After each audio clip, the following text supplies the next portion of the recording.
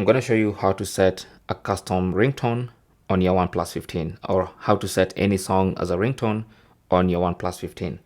So the first thing you need to do is make sure that song as a file, MP3 or any kind of audio file, is saved to the My Files app. So whether you download it or maybe someone sent it to you and you had to download it onto your device, that's up to you. So once you have that file saved on your phone, you can go into settings.